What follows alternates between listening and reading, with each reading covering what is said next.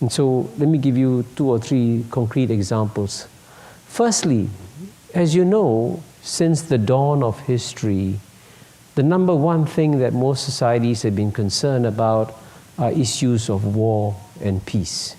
And throughout history, wars have killed millions and millions of people, destroyed societies, and we've always thought that was an eternal feature of the human condition.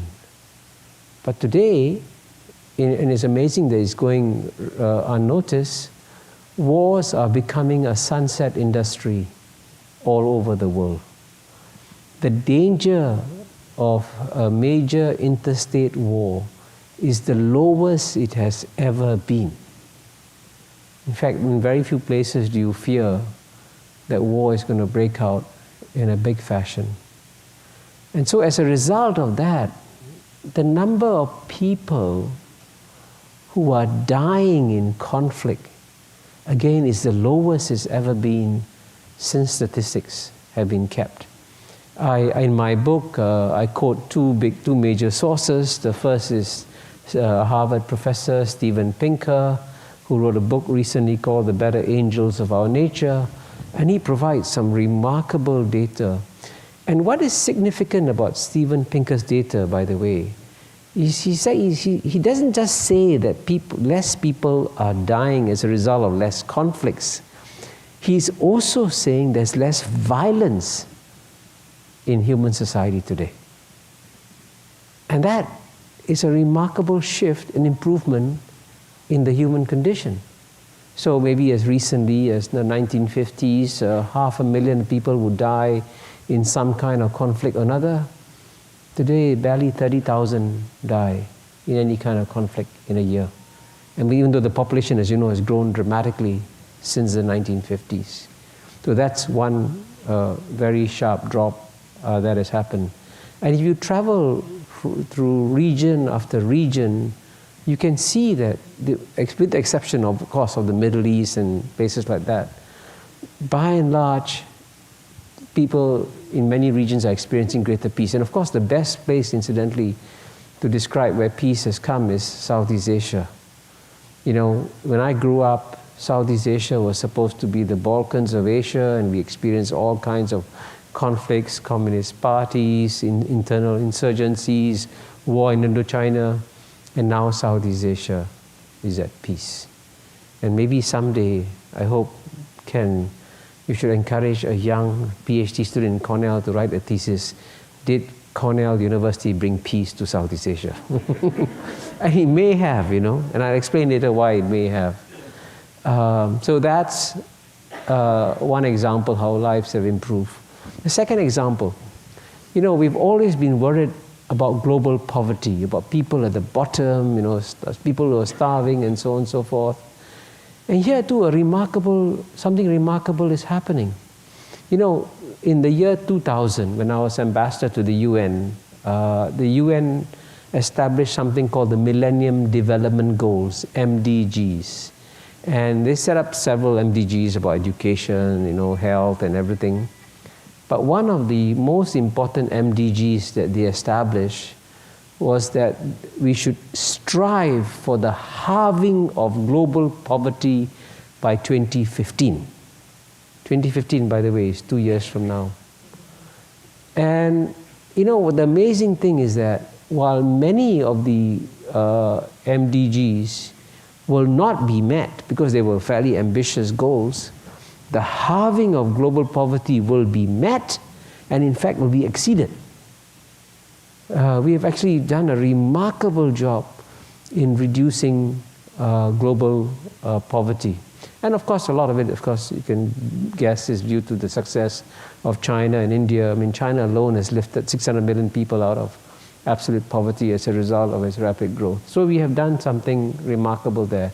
And by the way, when you do that, the benefits percolate very widely, you know.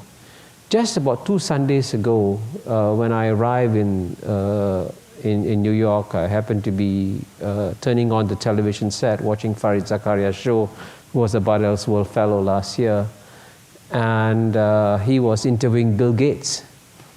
And so we asked Bill Gates, how do you see the future? And Bill Gates said, oh, I'm very optimistic.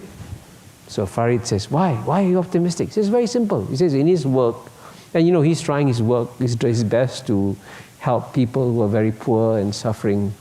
He said, I think if I remember the statistic correctly, he said, Farid, as recently as 20 years ago, 20 million babies would die below the age of 5. 10 years ago, it went down to 12 million. Now it's down to 5 million. Now, why is this statistic important?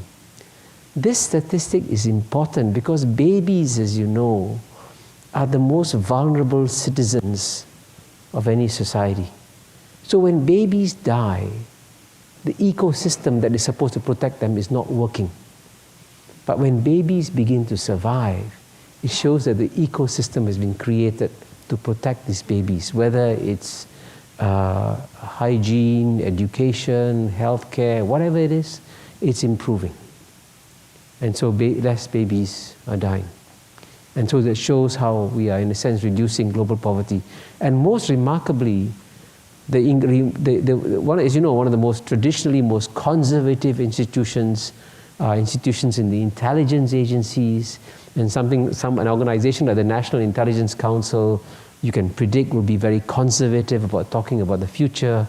But the National Intelligence Council has confidently predicted that global poverty will be eliminated totally by 2030. To make such a prediction, you obviously got some positive trends you've got to build on to achieve that. Now that's at the bottom end.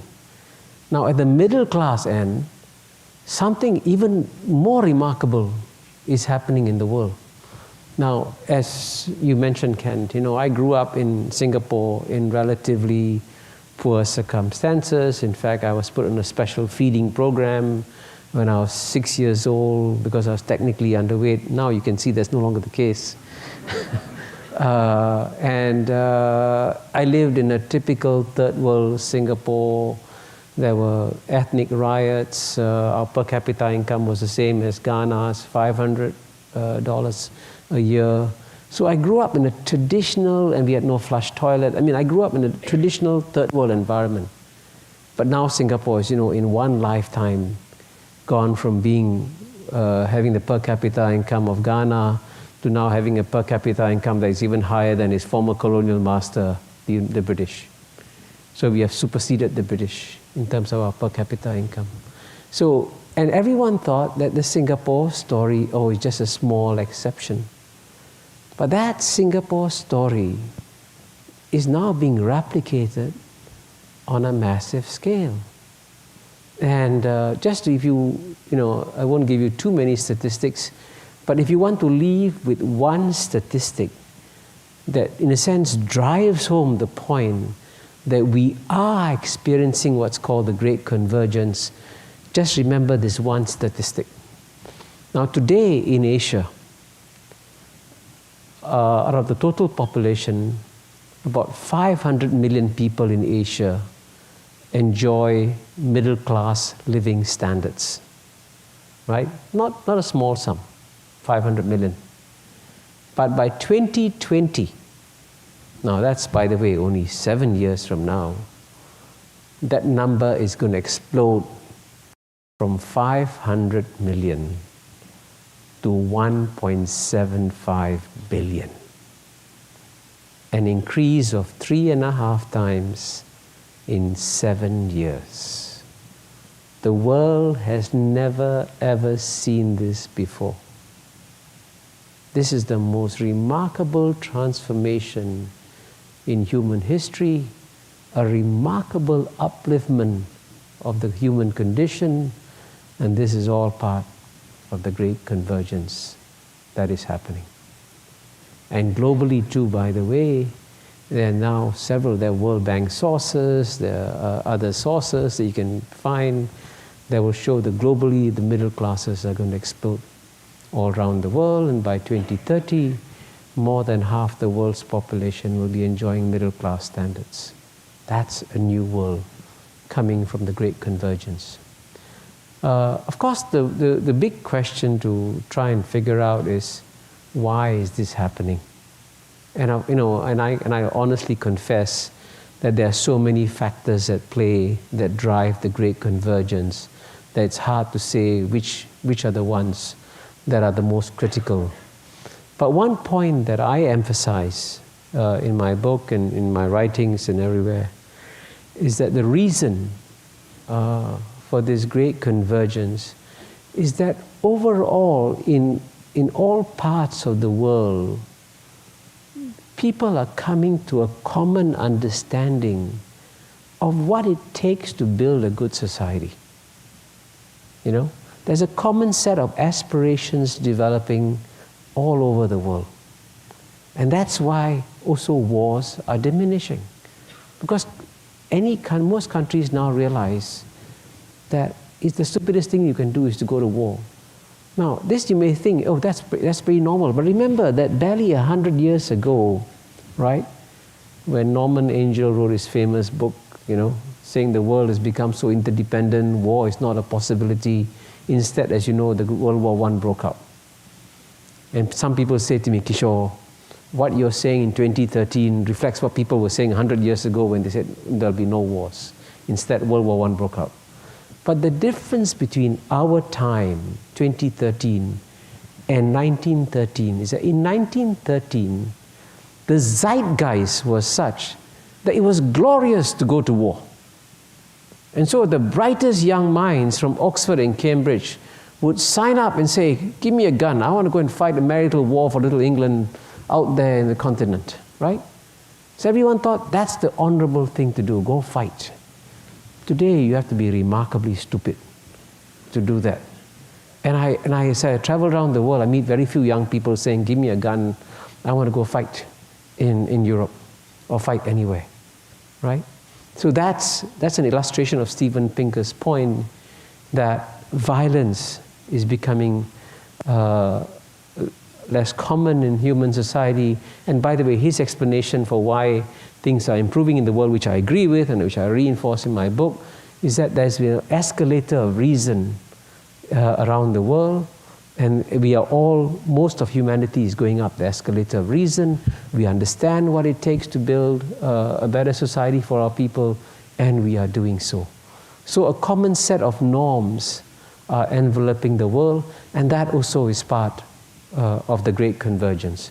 So I actually believe that in the years to come, the world will become better and better, and we should recognize it and take advantage of it and strengthen it. And that's why, again, I wrote the book. But let me now quickly turn to assure you that I haven't got my head in the clouds, that I understand what's going on in the world. And so as someone who's been in diplomacy for 33 years, I'm perfectly acutely aware of all the challenges and problems there in the world.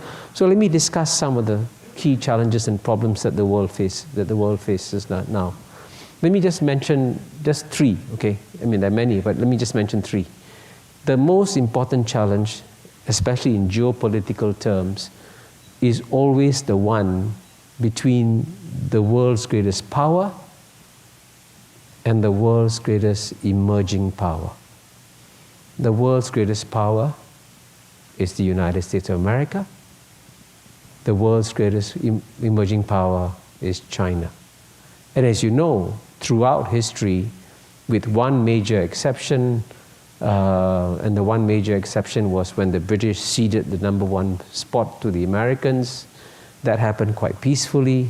Maybe the British thought, let's hand over power to another Anglo-Saxon country, makes no difference anyway. But today, when the Anglo-Saxons have to hand over power for the first time in several hundred years, to a non-Western power, in theory, we should be seeing rising levels of tension between United States and China. And if that happened, that would be perfectly normal. It is normal to see rising level of tension between the world's greatest power and the world's greatest emerging power. Which is why it is quite puzzling that you're seeing the opposite. If you look objectively at the US-China relationship, and there are tensions, there are difficulties, there are rivalries, but overall the level of tension has been going down. between the two. And of course you can say this may be accidental, but I suspect it also reflects conscious decisions that have been made by various policymakers. I think on the Chinese side, they have worked out very carefully a rather sophisticated long-term policy of how to emerge as a great power, which I discussed in my previous book, The New Asian Hemisphere. And they have decided that the best way to stabilize the US-China relationship is to create a very deep interdependence between the two. So as you know, China relies on the United States to provide markets for its manufactured products. That's why China has a major trade surplus with the United States of America.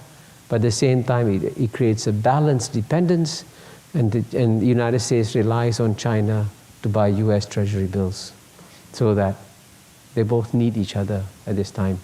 And this is the reason why this is unusual. If you go, just think back, many of you, I'm sure, can still remember the Cold War, and remember how there was virtually no trade between the United States and Soviet Union, and the Soviet Union certainly didn't buy any US Treasury bills. See the difference between that time and this time about the deep interconnectedness that has happened.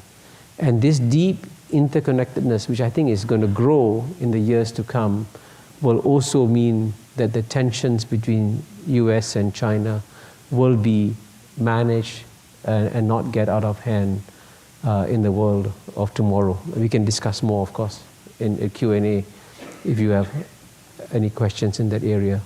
Another big challenge, and the one actually I worry about to some extent a bit more, is the one between the what I call the tension between Islam and the West. And this, as you know, has got very deep roots. It goes back to the Crusades 1,000 years ago. It hasn't been fully resolved. And that's why also, as you know, it's not a big secret that many of the conflicts you see today happening are either in or around the Islamic world. You see that happening in Syria today. You see it to some extent turbulence in Egypt and Tunisia and so on and so forth. There are some tensions and difficulties in that area.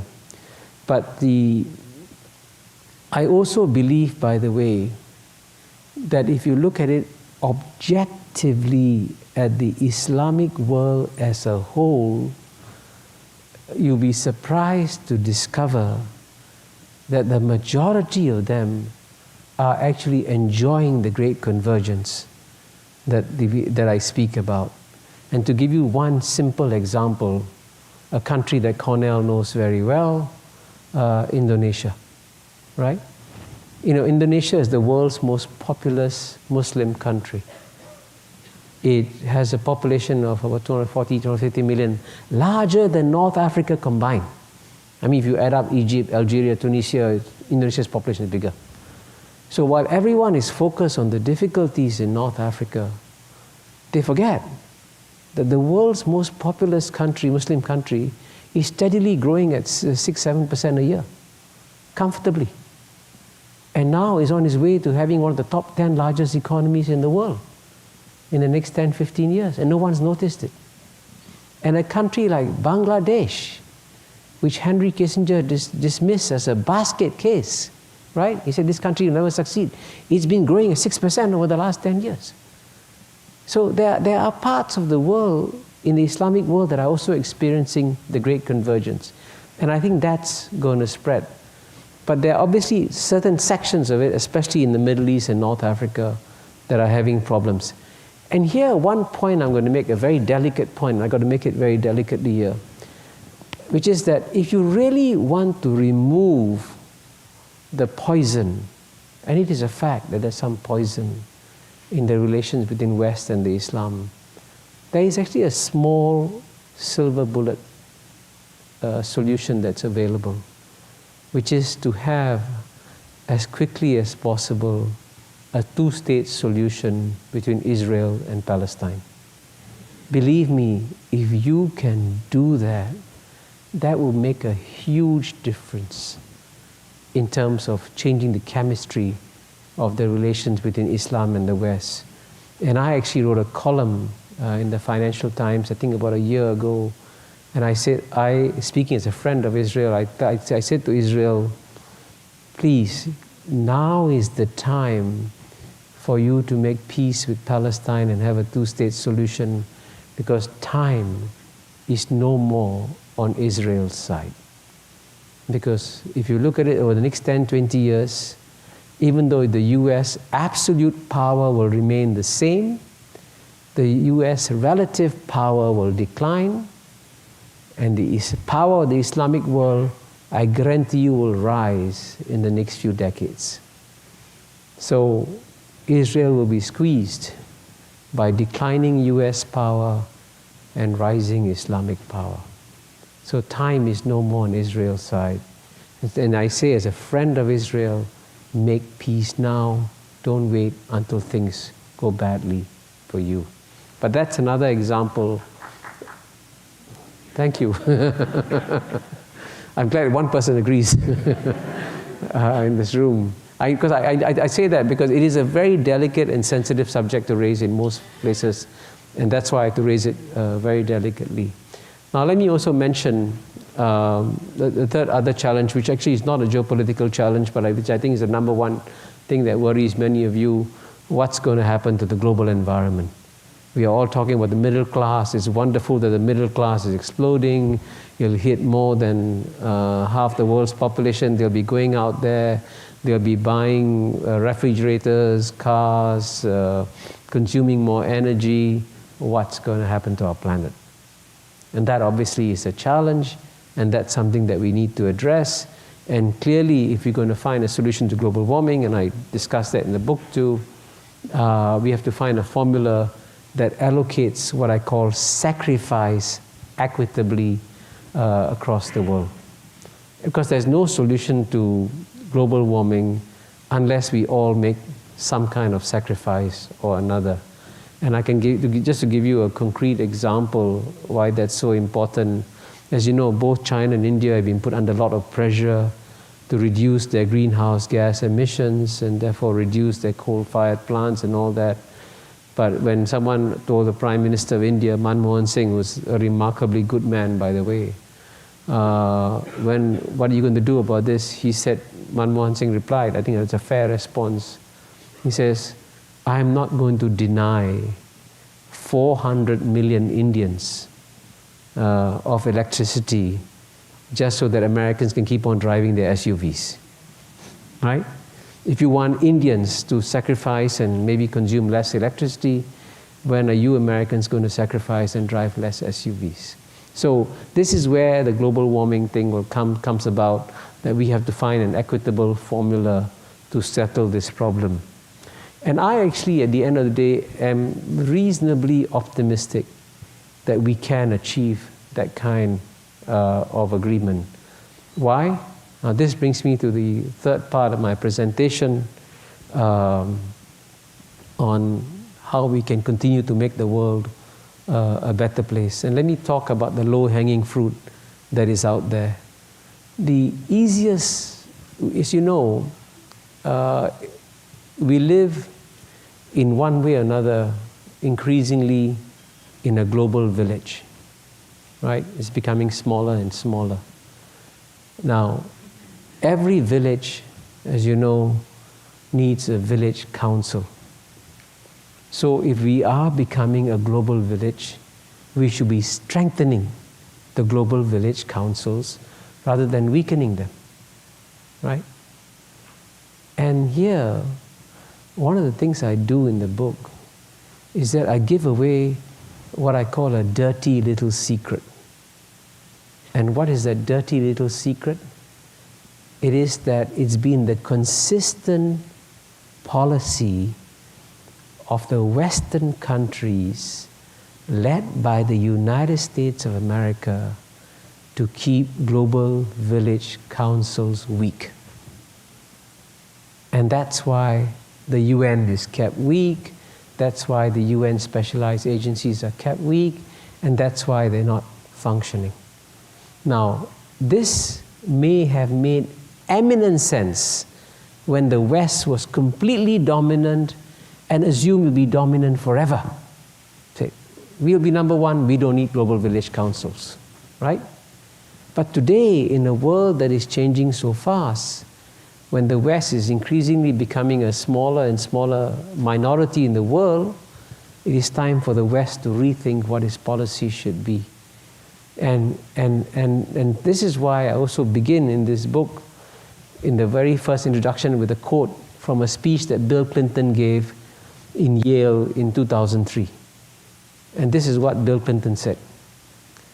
He said, if America assumes that it'll be number one forever, then fine. We can carry on doing whatever we are doing. It doesn't matter what the rest of the world thinks.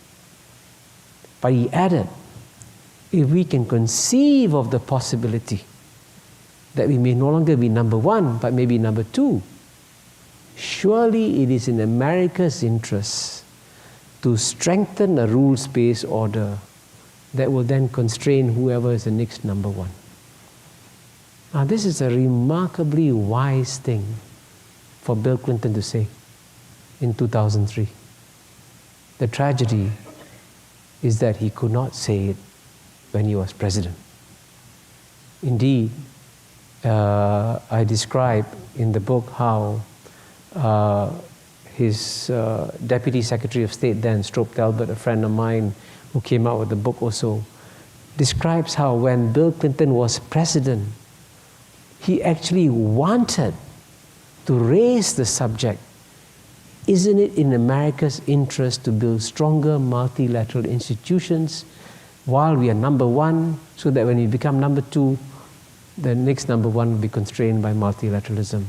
But Strobe Talbot said in his book, all of Bill Clinton's advisors told him that if you raise this, it'll be political suicide for you. Americans don't want to hear about Americans becoming number two.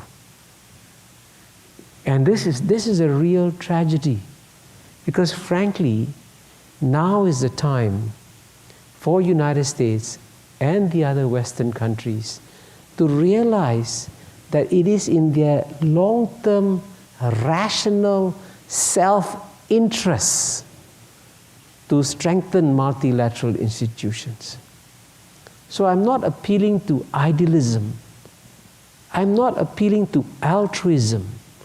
I'm appealing to pure, naked self-interest. And it is in the naked self-interest of the West to change its policy towards multilateral institutions.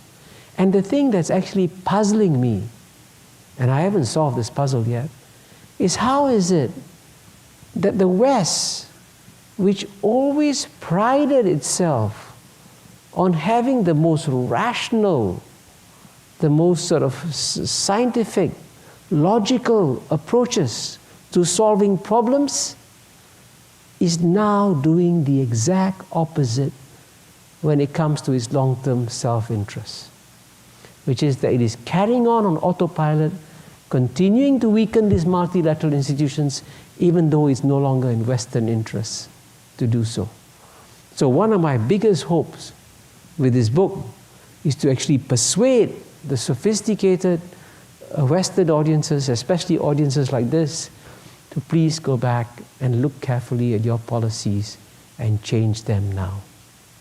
Because, if you try to create a new global architecture from scratch, it is impossible. But if you can take the existing global architecture and strengthen it, then you can do wonders with it. And there are some remarkably irrational Western policies towards multilateral institutions. To give you one example, it's been a Western policy. One way they keep multilateral institutions is to have what's called a zero budget growth policy. So even though the world economy has become bigger and bigger, even though multilateral institutions are handling problems of a larger global population, their budgets are actually shrinking. And that's because of Western demands. And this, as a result, is weakening institutions that the West should not be weakening today. And let me give you two dramatic examples. The first and the most obvious example when you live in a global village, as you know, that if a pandemic breaks out, right, it's not going to stop at any border, right? Pandemics don't carry passports. They travel across borders effortlessly. So if you live in a small global village, it's in your interest to strengthen the global health agency, which is called the World Health Organization. And you know what? 20 years ago, 75% of WHO's budget came from regular assessed contributions, which the organization could rely on and therefore make long-term plans. And only 25% came from voluntary contributions, which could vary year by year. But if you want to develop a long-term network of health inspectors, you have to rely on assessed contributions and not voluntary contributions. After 20 years have passed, after we've experienced this challenges like SARS, today, 25% of the WHO budget comes from assessed contributions and 75% comes from voluntary contributions. And that's insanity on a global scale. You don't develop a strong World Health Organization if you're going to make it rely on short-term voluntary contributions. You're weakening the global agency just when we need it. Another example, the United States and other Western countries are afraid of nuclear proliferation. If you're afraid of nuclear proliferation, what you need to have is more nuclear inspectors. To have more nuclear inspectors, you must give more money to the International Atomic Energy Agency, the IAEA. And I thought surely the West, which is so frightened of nuclear proliferation, would be giving more money to IAEA. Guess what? Again, the exact opposite. I discovered this at first hand because a few years ago, Ernesto Zedillo, the former president of Mexico, was invited to chair a commission of eminent persons to look at the future of IAEA. I was a member of that commission, and it was absolutely shocking to see how even the IAEA is being strangled by this irrational Western policies of depriving them of more regular assessed contributions. So these are examples of low-hanging fruit. These policies can be changed overnight, instantly, and they'll cost very little money. You know, if you want to understand how small the budget for the UN Secretariat is, the budget for the UN Secretariat, which takes care of 7 billion people, is smaller than that of the New York City Fire Department. If you can have enough money to fund the New York City Fire Department for one city of 7 billion people, surely you can fund something more for 7 billion people. Right? That's an example of how absurd the scale is. Now, of course, there are other multilateral institutions that will be harder to fix. There are organizations like the UN Security Council, the IMF, the World Bank. But in the book, I also provide specific, concrete ways in which they can be resolved. The UN Security Council has been trying to reform itself for 20 years. It set up an open-ended working group on UN Security Council reform. After 20 years, it's achieved nothing. So people say, why don't we just change the name of the working group from the open-ended working group on Security Council reform to the never-ending working group on Security Council reform. That would be a more accurate description. But you know, the reason why Security Council reform hasn't happened is for every new great power that wants to come in, for every Germany, for every Brazil that wants to come in, there's an Argentina that says, why not me? For every Japan that wants to come in, there's a South Korea that says, why not me? You know, for every Nigeria that wants to come in, there's a South Africa that says, why not me? And the best example, of course, when I was ambassador to the UN came from Italy, because when I was ambassador to the UN, Germany and Japan were pushing very hard to get into as permanent members of the UN Security Council. And the Italian ambassador stood up in a forum as big as this and said, you know, why are you only pushing for Germany and Japan to become permanent members of the UN Security Council? We, Italy, we lost World War II also. So we qualify. So you can see how deep, you can see how how strongly these countries feel about this. So to solve that problem, what I have is a formula called the 777 formula, where you have 7 permanent members, but you also have 7 semi-permanent members taken from 28 states. So all these losers, like South Korea and Pakistan and all that, they become winners because they get a semi-permanent seat when the neighbor gets a permanent seat. And so it's a way of breaking the logjam, which is what I've tried to do. So the reason I mention this is that everybody seems to think that when you look at the world and you see all these global problems and you assume there are no solutions out there, all I'm saying to you is that in many ways there are solutions out there. And what's even more remarkable is that despite the fact we don't have a great global plan to make the world a better place, we are actually making it a better place. We should recognize it, and I'm confident that if we recognize it and take advantage of these trends, we can create an even better world in the years to come. Thank you very much.